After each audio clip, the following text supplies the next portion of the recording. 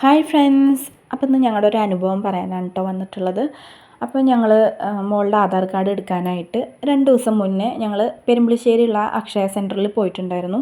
അപ്പോൾ അവിടുത്തെ ചേച്ചി നല്ല രീതിയിലാണ് കേട്ടോ ഞങ്ങളോട് പെരുമാറിയിട്ടുണ്ടായിരുന്നത്. അവർ പറഞ്ഞു ഇന്നിപ്പോൾ എടുക്കാൻ പറ്റില്ല, ഇന്ന് 2 പേര് എടുക്കുന്നുണ്ടായിരുന്നു കേട്ടോ ആധാർ കാർഡ്. ആ സമയത്ത് പറഞ്ഞു ഇന്ന് എടുക്കാൻ പറ്റില്ല, നിങ്ങൾ തിങ്കളാഴ്ച നേരത്തെ വരികയാണെങ്കിൽ പെട്ടെന്ന് കാര്യങ്ങൾ കഴിഞ്ഞിട്ട് പോവാം, തിങ്കളാഴ്ച എന്തായാലും വന്നോളൂ. അപ്പോൾ ഡീറ്റെയിലും കാര്യങ്ങളൊക്കെ ചോദിച്ചപ്പോൾ അച്ഛൻ്റെയും മോളുടെയും മാത്രം ഡീറ്റെയിൽസ് മതി, അമ്മയുടെ ഡീറ്റെയിൽസ് ആവശ്യമില്ല എന്ന് പറഞ്ഞിട്ടുണ്ടായിരുന്നു. അപ്പോൾ ശരി, തിങ്കളാഴ്ച അപ്പോൾ നമ്മൾ ലീവ് എടുത്തിട്ടുണ്ടെങ്കിലും നമ്മൾ തിങ്കളാഴ്ച ഒന്നുകൂടി പോയി നോക്കാൻ നമ്മുടെ ആവശ്യമാണല്ലോ.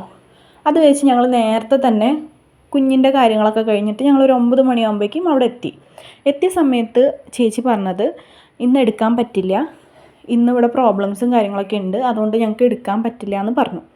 അപ്പോൾ വിളിച്ച് പറഞ്ഞിട്ട് വരായിരുന്നില്ലേ എന്നാണ് ചോദിച്ചത്. എന്തായാലും വന്നാൽ ചെയ്തു തരാം എന്ന് പറഞ്ഞുകൊണ്ട് നമ്മൾ വിളിച്ച് ചോദിക്കുകയും ചെയ്തില്ല.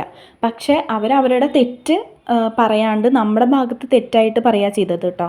അതായത് ആ ചേച്ചി എല്ലാ ചേച്ചിയോടൊപ്പമുള്ള ഒരാൾ പറഞ്ഞത് നിങ്ങൾ ആധാർ കാർഡ് മുന്നേ എടുത്ത് വയ്ക്കാത്തത് നിങ്ങളുടെ തെറ്റാണെന്നാണ് പറഞ്ഞത്.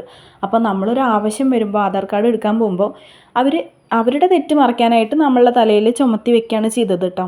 അപ്പോൾ അവിടെ നിന്ന് നമ്മൾ ഇറങ്ങിയ ശേഷം പിന്നെ കുരിയച്ചിറയിലേക്ക് പോകാമെന്ന് വെച്ചു. കുരിയച്ചിറ അക്ഷയ സെൻറ്ററിലേക്ക് പോയപ്പോൾ അവിടെ ഓപ്പൺ ആയിട്ടുണ്ടായിരുന്നില്ല. പിന്നെ അവിടെ നിന്ന് നമ്മൾ നേരെ അയ്യന്തോൾ അക്ഷയ സെൻറ്ററിലേക്കാണ് കേട്ടോ പോയത്. അതാണെങ്കിൽ പഴയ അക്ഷയ സെൻറ്റർ മാറ്റിയിട്ട് ഗ്രൗണ്ട് കഴിഞ്ഞിട്ട് ആക്കിയിട്ടുണ്ട്.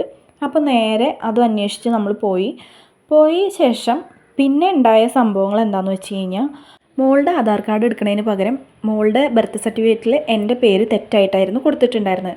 അപ്പോൾ അത് മാറ്റാനായി ഞങ്ങൾ നിൽക്കേണ്ടി വന്നു കേട്ടോ. അപ്പോൾ എല്ലാവരും ശ്രദ്ധിക്കേണ്ട കാര്യമാണ്, നമ്മൾ ഹോസ്പിറ്റലിലൊക്കെ കൊടുക്കുമ്പോൾ പോലും നമ്മളുടെ ആധാർ കാർഡിൽ എന്താണോ പേര് അത് ഒരിക്കലും തെറ്റി കൊടുക്കരുത്. അത് ഞങ്ങളുടെ അനുഭവമാണ് കേട്ടോ പറയണത്. ഒരു തെറ്റുകൊണ്ട് തന്നെ നമ്മൾ ഒരുപാട് നടക്കേണ്ടി വരും.